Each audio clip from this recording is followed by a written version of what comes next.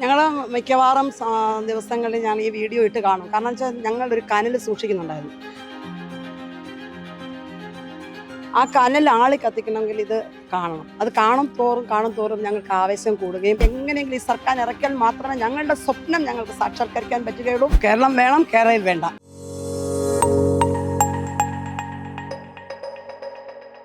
ഒന്നാം പിണറായി സർക്കാർ കൊണ്ടുവന്ന കേരയിൽ സിൽവർ ലൈൻ പദ്ധതിക്കെതിരെ ജനകീയ പ്രക്ഷോഭം നടന്ന മാടപ്പള്ളിയിലാണ് ഞാൻ നിൽക്കുന്നത്.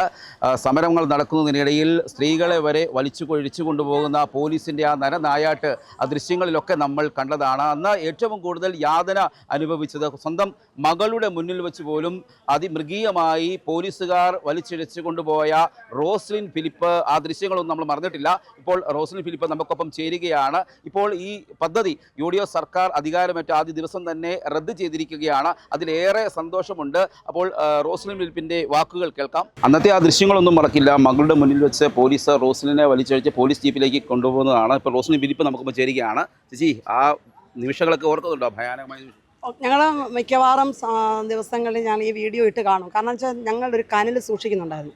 ആ കനൽ ആളി കത്തിക്കണമെങ്കിൽ ഇത് കാണണം. അത് കാണും തോറും ഞങ്ങൾക്ക് ആവേശം കൂടുകയും ഈ സർക്കാരിനോടുള്ള എത്രയും വേഗം ഈ സർക്കാരിനെ താഴെ ഇറക്കാനുള്ള ഒരു ആവേശം അത് കാണുമ്പോഴാണ് ഞങ്ങൾക്ക് വരുന്നത്. അപ്പോൾ അങ്ങനെ കാണുകയും അതുമൂലം ഞങ്ങൾ തൃക്കാക്കരയിലും പുതുപ്പള്ളിയിലുമുള്ള ഇലക്ഷനിലൊക്കെ സജീവമായി അവിടെ ഞങ്ങൾ 2 ആഴ്ചയോളം താമസിച്ച് പ്രവർത്തനം നടത്തി.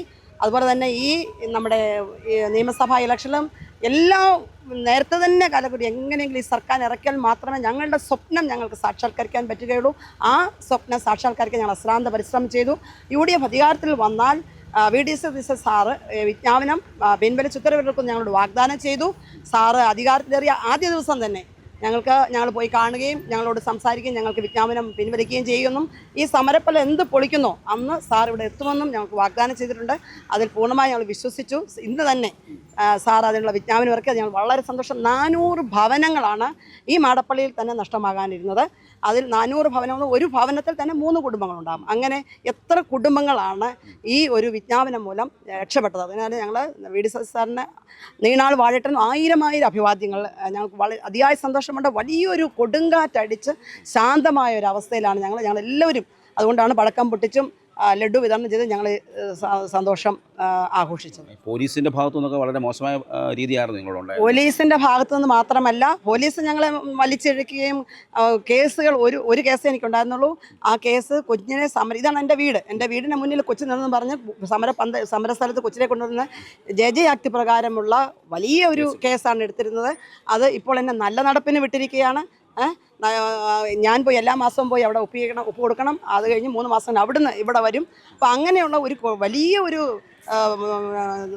മോശം ഒരു ഇതാണ് ഞങ്ങൾ വലിയൊരു തരത്തിലുള്ള കുറ്റമാണ് ഞങ്ങളുടെ മേൽ ആരോപിക്കപ്പെട്ടത്.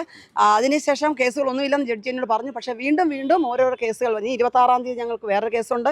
അപ്പം ഈ കേസുകളെല്ലാം പിൻവലി. അത് സാധാരണമായിട്ട് ഇത് വിജ്ഞാപനം ഔട്ടാകുമ്പോൾ ഇത് കേസുകളും ഔട്ടാകണം. ഞങ്ങൾ അതുപോലെ മാനസികമായും ശാരീരികമായും സാമ്പത്തികമായും, കാരണം ഞങ്ങൾക്ക് കടയുണ്ടായിരുന്നു, കട ഇല്ലാതായി. ഈ ഒരു ഞങ്ങളുടെ കടയിൽ നിന്ന് ആര് സാധനം വാങ്ങിയിരുന്ന LDF ഗുണ്ടകൾ ഞങ്ങൾക്ക് അവിടെ കൃഷി ചെയ്യാൻ സമ്മതിക്കത്തിൽ JCB വിട്ട് കിളച്ച് മറിക്കുമെന്നും പറഞ്ഞ് ഞങ്ങളെ ഭീഷണിപ്പെടുത്തി. പക്ഷെ അതിലൊന്നും ഞങ്ങൾ പിന്മാറിപ്പോയില്ല. ഞാൻ നേഴ്സായിരുന്നു. ഞാൻ 17 വർഷം സൗദിയിലായിരുന്നു. വന്ന് അധ്വാനിച്ചുണ്ടാക്കിയ ഭവനം നഷ്ടപ്പെടും. അപ്പോൾ ഞങ്ങൾക്ക് ഉപജീവന മാർഗം വരെയും തടസ്സപ്പെടുത്തിയ ഈ LDF സർക്കാരിനെ താഴെ ഇറക്കാനായിട്ട് ഞങ്ങൾ ഒറ്റക്കെട്ടായിട്ട് പ്രവർത്തിച്ചതിൻ്റെ ഫലമായിട്ടാണ് UDF സർക്കാർ അധികാരത്തിൽ വന്നതും ഇങ്ങനെ ഒരു വിജ്ഞാപനം. അതിൽ ഞങ്ങൾ അതിയായി സന്തോഷിക്കുന്നു. ഈ കഴിഞ്ഞ LDF സർക്കാരിനുള്ള വലിയൊരു തിരിച്ചടി കൊടുക്കാൻ പറ്റിയതിൽ വളരെയധികം സന്തോഷം. ഈ വിജയം ആഘോഷിക്കാൻ മകൾക്കൊപ്പമാണ് വന്നത്. മോളെന്ത് പറയുന്നു? അതിയായ സന്തോഷമുണ്ട്. VD സതീശൻ സാറിന് 1000 അഭിവാദ്യങ്ങൾ. കേരളയിൽ സമരം വിജയിച്ചു.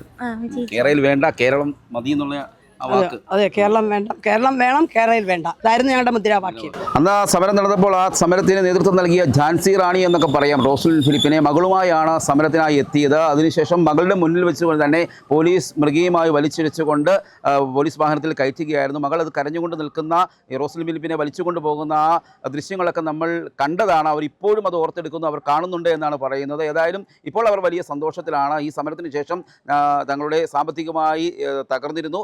ഒരുപാട് ദുരിതങ്ങൾ അനുഭവിക്കേണ്ടി വന്നു. പലരിൽ നിന്നും അകറ്റി നിർത്തുന്ന ആ സാഹചര്യം വരെ ഉണ്ടായി. അത്തരത്തിൽ ശക്തമായ ഒരു സമരത്തിനാണ് ഇവർ നേതൃത്വം നൽകിയത്. ഇവരെ പോലെ നിരവധി സ്ത്രീകളും പുരുഷന്മാരും അടക്കമുള്ള ആളുകൾ ഈ മാടപ്പള്ളിയിലെ സമരത്തിൽ പങ്കുചേർന്നിരുന്നു. അവരൊക്കെ ഇപ്പോൾ വലിയ സന്തോഷത്തിലാണ്. ഇത്തരത്തിലുള്ള നിർണായകമായ ഒരു തീരുമാനമാണ് UDF സർക്കാരിൻ്റെ ഭാഗത്തു നിന്നും ഉണ്ടായിരിക്കുന്നത്. കേരളം കണ്ട വലിയ ജനകീയ പ്രക്ഷോഭമായിരുന്നു സിൽവർ ലൈൻ വിരുദ്ധ സമരം. അത് ഏറ്റവും കൂടുതൽ നടന്ന മാടപ്പള്ളിയിലാണ്. ആ മാടപ്പള്ളിയിലെ സമരത്തിന് ഇരയായ റോസ്ലിൻ ഫിലിപ്പാണ് ഇപ്പോൾ നമ്മളുടെ മനസ്സ് തുറന്നത്. Cameraman ജിതിനൊപ്പം CR Shyam, Marunadan Malayali, Kottayam.